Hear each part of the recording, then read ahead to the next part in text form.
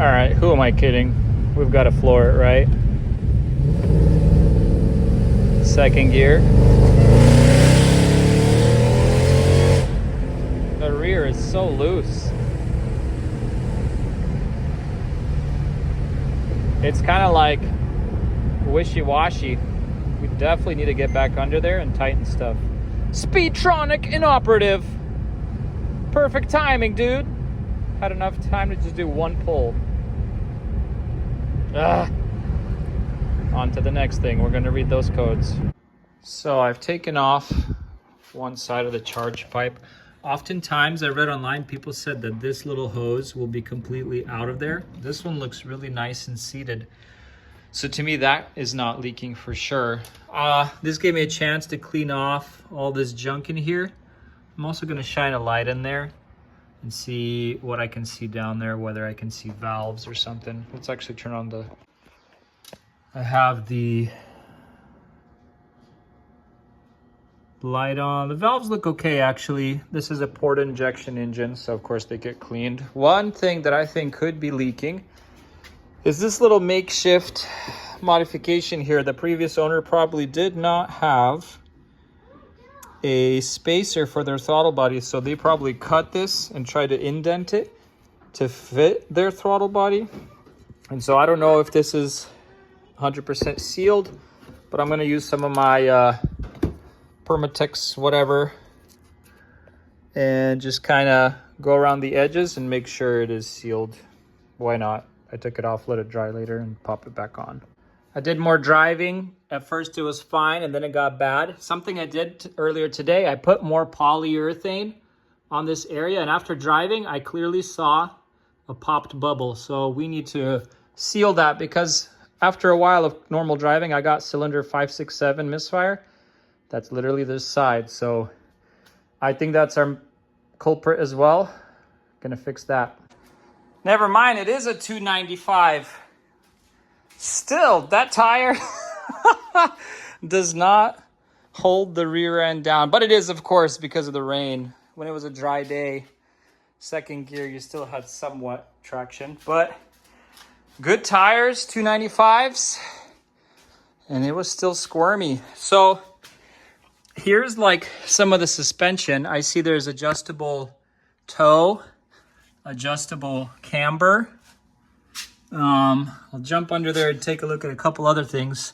I'm going to make sure that this at the top hat is super tight and at the bottom is super tight, because I think this is what's clunking up and down. And then I'm going to check the seats for the coilovers. The left side of the car is about 26 inches to the top of the wheel well. The other side's 25.5. So I'll probably keep this side as is at 26 and lift the other side a little bit to match, because it's half an inch lower.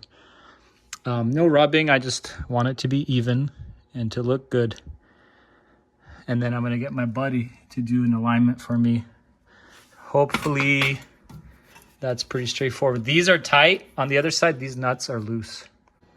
All right, so there's still an exhaust leak here, so we're gonna need to inspect that. But to get to those easily, probably going to pull the coil packs and the spark plugs to inspect, because the only misfires that are left are just on this bank, most likely related to the you know, exhaust making all those funky noises, and so the computer's catching it all. But we're close. I ordered new exhaust manifold gaskets, and then we're going to inspect the headers and gonna see what the spark plugs look like, see if they're gapped. I think people gap them to 0.032 or 0.031 for these cars, inches. I know on the Subis I gap them down much less, but this boost rating, right, it's like 12, 14 PSI, so we'll see what they're at and adjust accordingly. All right, I have good news. So I'm really hoping it's not gonna be a very hard fix at all. All the nuts on the headers were like loose, so I tightened up the whole flange. I took off all the coil packs. They look fairly new, but I pulled out the first spark plug, and I mean, it's not horrible, but it's not great. But the gap is huge. It's like over 0.04. So either I probably just need to buy new spark plugs and replace them. I'm gonna probably gap these down. I actually have a gapping tool that I've never used, so might as well bust that out. Where is that thing? I'll find it and I'll show you here in a sec. So I'm probably gonna go, and these were loose.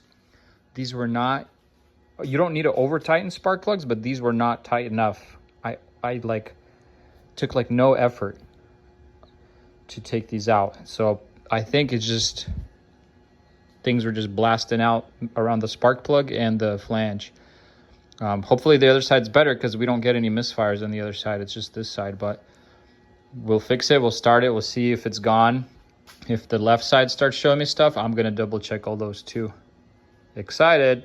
They do look like a good brand of spark plug, the Radiums LFR 6A IX11s. I'll probably just order 16 of these and replace them all. Why not?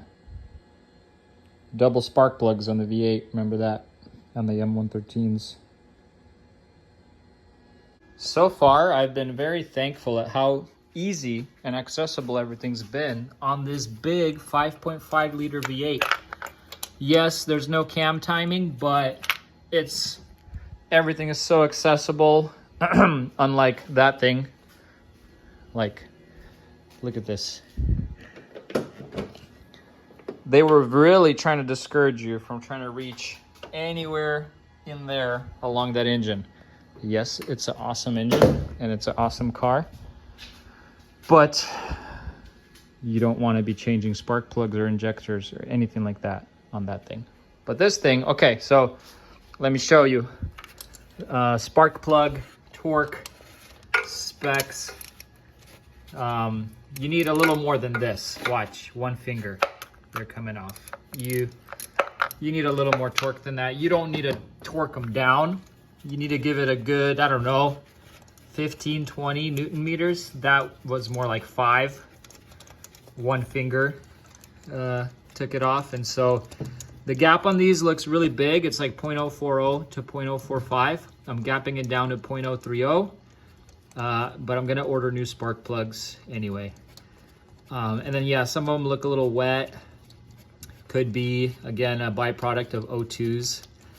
The O2s came in today, but I'm really excited to do this, tighten everything back up, and see if all the exhaust leak goes away and if all the misfires go away on this bank. The tool I have is just this thing. If you don't have a tool, you can carefully grab a solid metal and tap the head down. You can see that gap is huge. So it's not recommended to tap these down and then use, let's say, your pliers to gap them back up and if you overdo it. But, you know, you work with what you got. So 0.030, it's kind of a big difference to think about, 0.030 versus 0.040. And so just slide that in there, check, and go from there. You're wanting to use this tool, so you lay your spark plug in there, and then you don't need a lot of rotation to gap it down, but even a little bit will bring it in slightly. And so then you double check it, plop it back in the engine. All right, everything plugged in. I noticed with the coil pack or the spark plug wires, you really had to like work them in to get that final click. It's possible that before one of those was not all the way in. We're gonna clear all the codes and start her up and listen for that exhaust leak. Still hear it a bit, so we're gonna have to figure that out. And still cylinder 4 and 1 are acting up, so probably just need new plugs. It could be that's where most of the exhaust leak is, the back of cylinder 4. There's no plug there, so we'll take a look.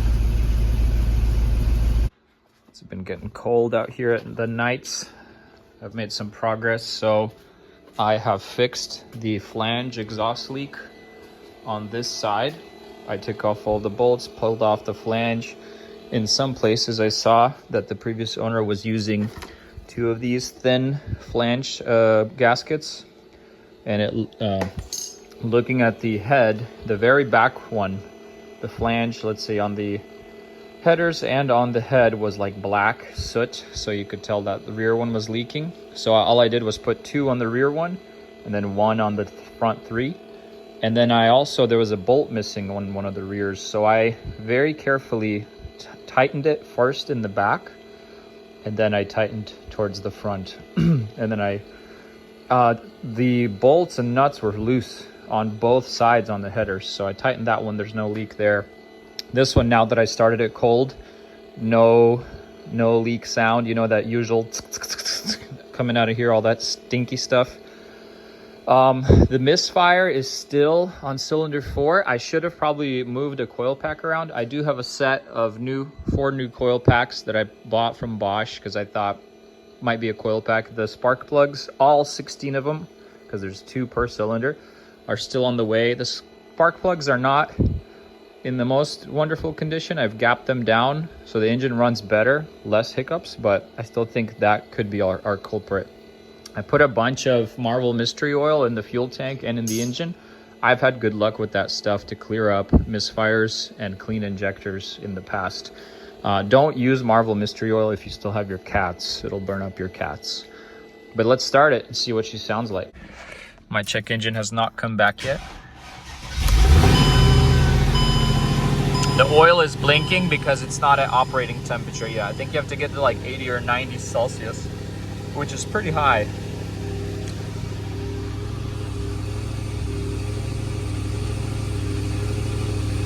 The check engine did come back. Let's read that, because when I shut down the car, it was not showing me a check engine. So it could just be another clue as to what's going on. I guess the next thing right on the list. I hope it's not like a fuel pump connection, because it kept telling me fuel shut off. But we'll get there. Yes, it's telling me supercharger magnetic clutch short. I don't know what that is. Fuel, safety fuel shut off detected, idle speed control. I'll have to look on the forums what people have done to fix these. Again, the car runs a lot better. It's just a couple of these last things I think that need to be sorted out, but no more exhaust leak, yay. I did put new O2 sensors in, so I think the readings for the O2s are way better now. Let's check that out. So yeah, they're way closer together now than before. I also got under there, and so you see this oil leak. I think this is, I don't know, from last night, but on the oil pan, all the bolts were like extremely loose. So I just took a Torx T10 or whatever, reverse 10 socket, and I slightly tightened up all of them, especially in the area where I saw it was leaking. Hopefully that'll fix the deluge of oil that comes out from under it while it's just idling. And we have E63 style taillights, because my taillights are very ugly. Very ugly, sadly. So I need to move like these bulbs over to the new ones and install those, and I'm sure it's gonna look great. Here's the new look. E63 taillights. Definitely these look better than the E55 taillights, and they look a lot better than those, I guess, cheaply tinted ones. I think they're gonna look great. Kind of next gen. And we're also gonna do headlights as well. Those are in the mail. Should look way better than the super hazy old ones. That should shine a lot brighter at night, etc. So unlock.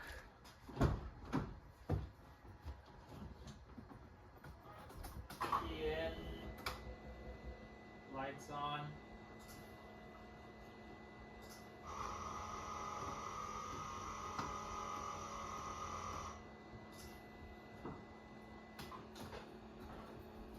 Looks pretty good.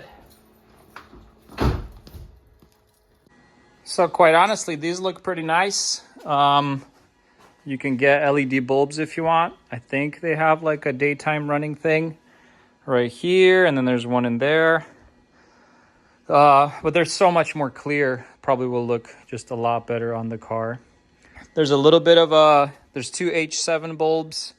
You take one from your old lights and then you can replace one new one. And then if you have the headlight washer, you just drill a little hole in here to put in your headlight washer like so.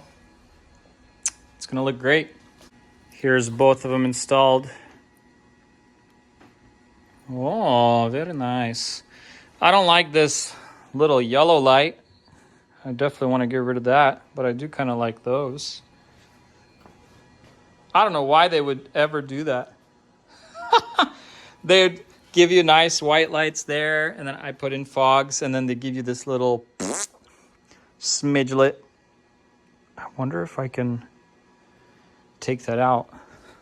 Let's turn on the ignition and see if the high beams work, the low beams. Okay. So here's just the lights.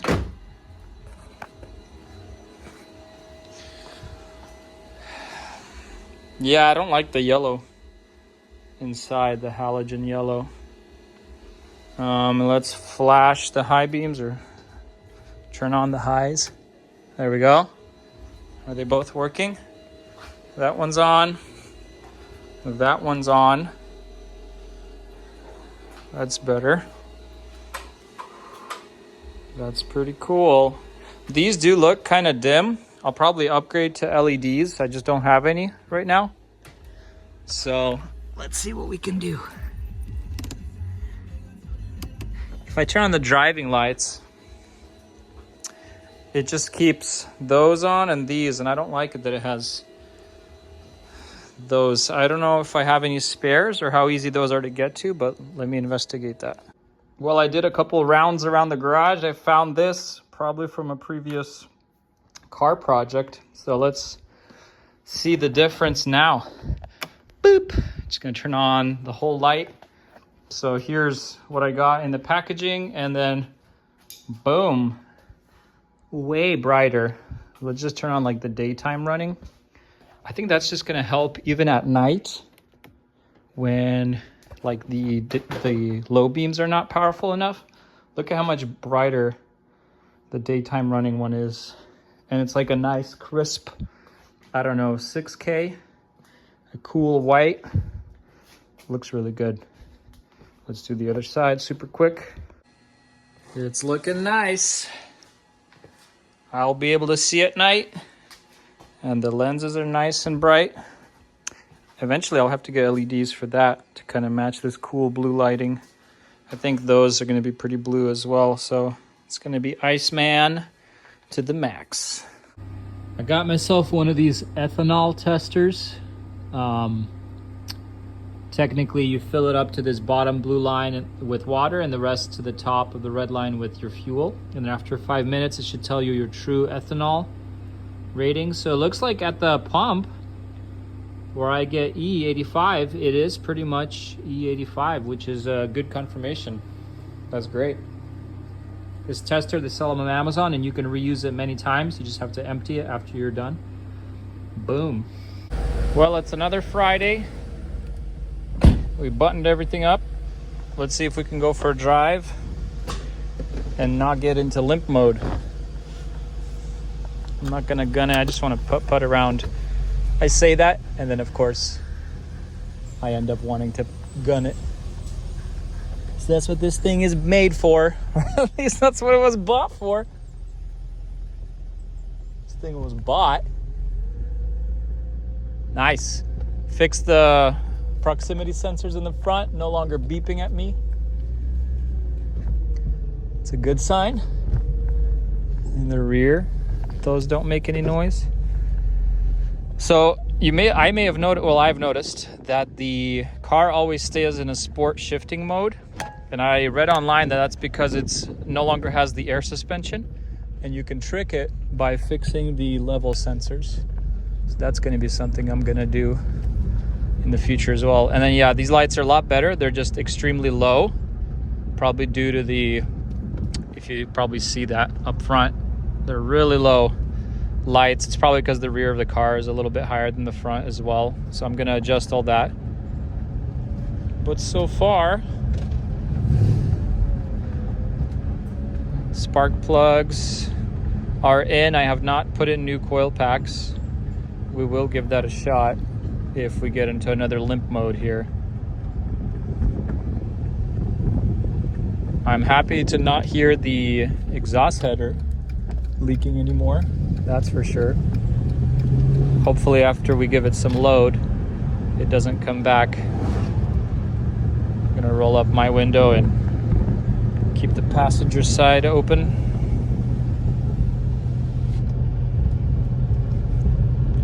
It's such a cool car, and I can kind of tell why a lot of these are not on the road, because they're picky. They're just such picky cars, right? Like, people probably would drive these more and buy these more if they were less picky with all the technical stuff.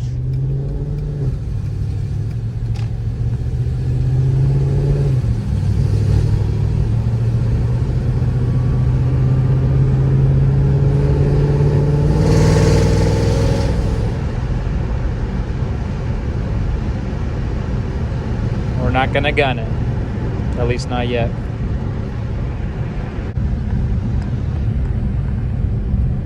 All right, who am I kidding? We've got to floor it, right? Second gear. The rear is so loose. It's kind of like wishy-washy. We definitely need to get back under there and tighten stuff. Speedtronic inoperative. Perfect timing, dude. Had enough time to just do one pull. On to the next thing. We're going to read those codes. All right, what do we have? Throttle, actual value, potentiometer, throttle, shore, actuator. I'm going to throw on the other throttle that I have. I have another spare throttle body. We'll try that. I think we're back in business, boys and girls. I threw on a spare throttle body, and I've been driving around for like 10 minutes, and I have not gotten any errors yet. So I'm just gonna buy a couple of these spare Chinese throttle bodies, return the ones that don't work, and kind of enjoy the car, right? That's what the whole purpose of this was. But right now, here, let me show you guys. Maybe we could try 0 to 60. Just gonna step on it.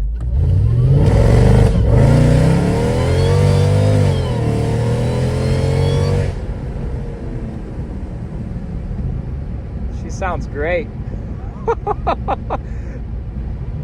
So for example, we're just cruising, step on it.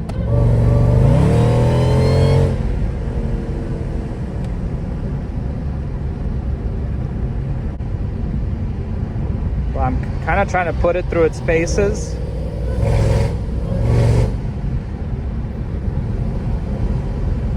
Gonna try to not annoy the neighbors. But I haven't plumbed up the intake, and it's kind of like an open throttle body right now. I don't know if it's the cone filter that was throwing off the car in a big way. Maybe I'll buy like a nice mesh and just put it over that, and that's what we're gonna do, because so far so good on this setup. Don't want to speak too boldly. It's only been 10 minutes, but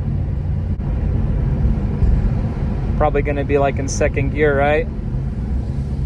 Probably first, because these gears are so long. Let's say you're doing a 40 roll. And 1, 2, 3, go! Yeah, that's like almost 100. In second gear, it goes like 80. And we're going home. Test drive, probably good for tonight.